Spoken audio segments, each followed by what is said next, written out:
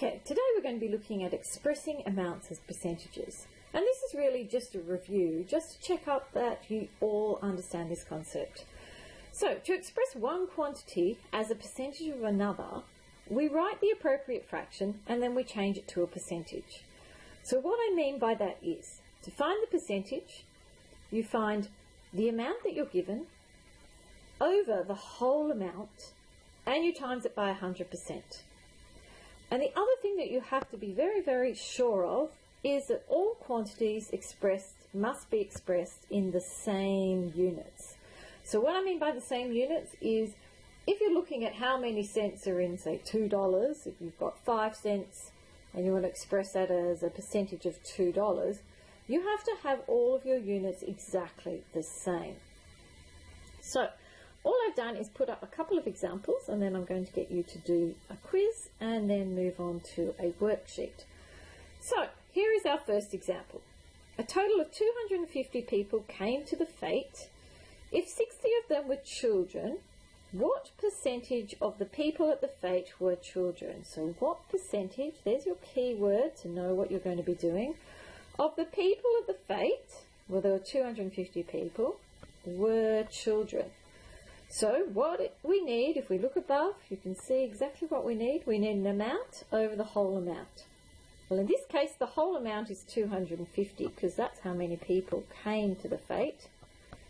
We are interested in how many of them were children. We have 160 of them that were children. And now, they're both people, so we can just do this.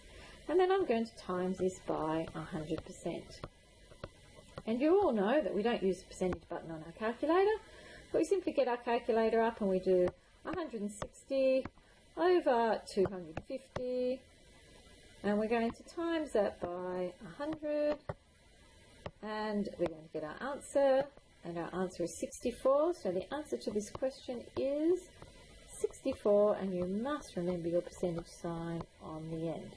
And really, that's how easy it is. Now, we've got another question.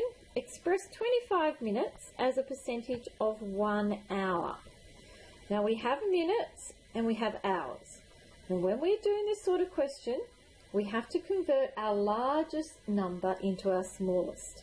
So an hour is larger than a minute. So we convert an hour into minutes. And I hope that we all know that there are 60 minutes in 1 hour.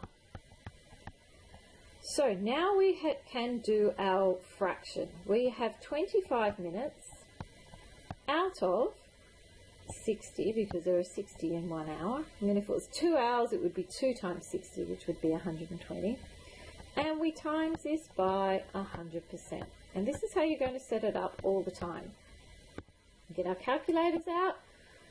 25 over 60 times it by 100.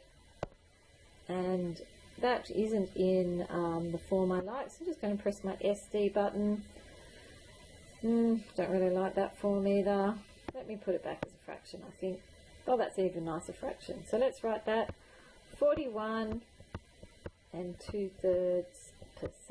I don't really want to write that as a decimal because I don't really need to do it that way. So an improper fraction or mixed numerals is going to be best for you. All right. That's all I have to say to you today. Have a go at the quiz and then complete the worksheet. And once you've done all that, I'll know that you're ready to move on.